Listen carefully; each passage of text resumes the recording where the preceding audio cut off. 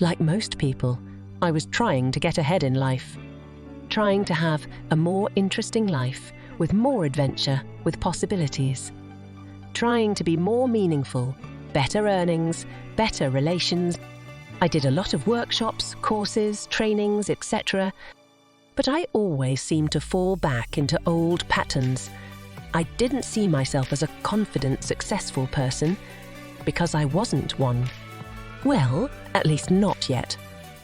I wanted more confidence, but it seemed like a chicken and egg problem. I thought that if I had success, I would be more confident. But in order to have success, I needed confidence first. Well, me thinking about it wasn't going to solve this problem. So I sat down and closed my eyes to see what my body had to say about this. I went looking for memories of situations where I felt confident. I would make the memory very vivid in my mind and then feel what sensations there were in my body. And then I asked myself what experience preceded this confidence I was feeling. What I discovered was that whenever I felt confident, I was in a flow. Afterwards, I would do the same with experiences where I felt no confidence at all. What I discovered there was that every time I felt insecure, I had let myself down. That sounds very dramatic, but it was actually about small matters. Self-confidence. The word says it all. It is about trusting the self. Every time you let yourself down, you lose a little more confidence in yourself. Every time I set out to do something and I don't do it, I disappoint myself. It can be about a big disappointment, and that shows itself very clearly. But mostly it's about a series of small disappointments, and they often escape your attention. What is important here is how I formulate my intention and how I judge myself if I have failed.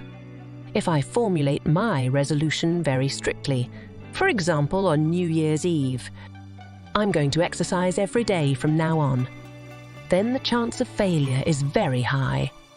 If you miss one day to whatever circumstances, then things will go wrong.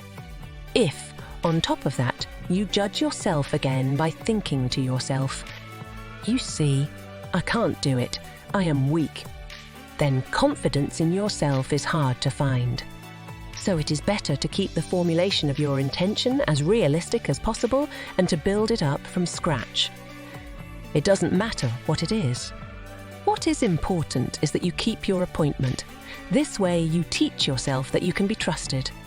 In that respect, you can see yourself as a combination of your conscious and your subconscious. Thanks for watching so far. Like it if you are enjoying it. Subscribe if you want to see more. Your intentions come from your conscious thinking. If you express an intention based on your thinking, and it is not in accordance with your subconscious, then you have very little chance of success. Then you carry out your intention mainly through willpower. Willpower can be a fantastic tool. That's what a lot of coaches teach. Fake it till you make it.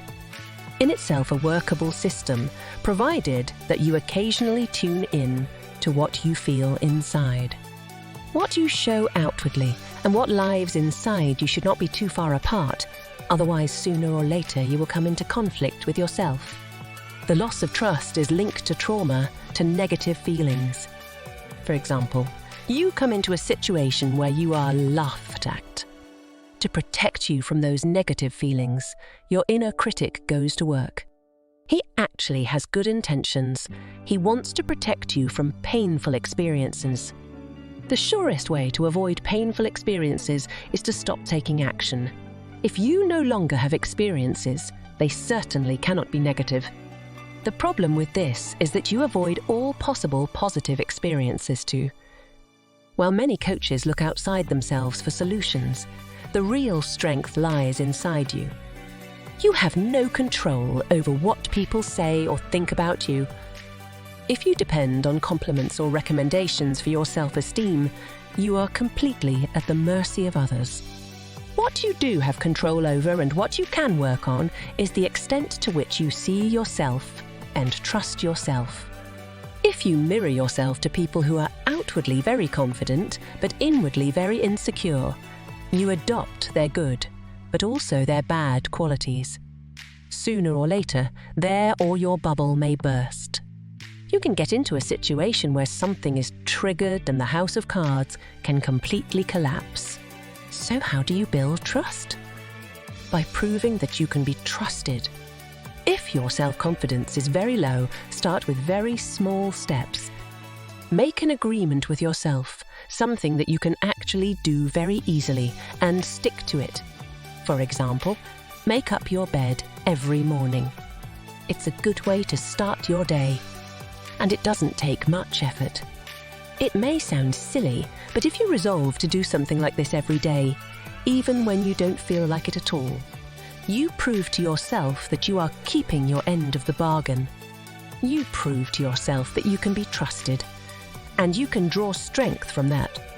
But please, don't take my word for it. Otherwise, you will put your trust outside yourself again. Just try it and feel how it affects you. Making your bed is just a small example. It is not that difficult to come up with tasks for yourself that are very feasible. Clean up once a week, or commit to taking a walk once a week. The emphasis here is on very achievable.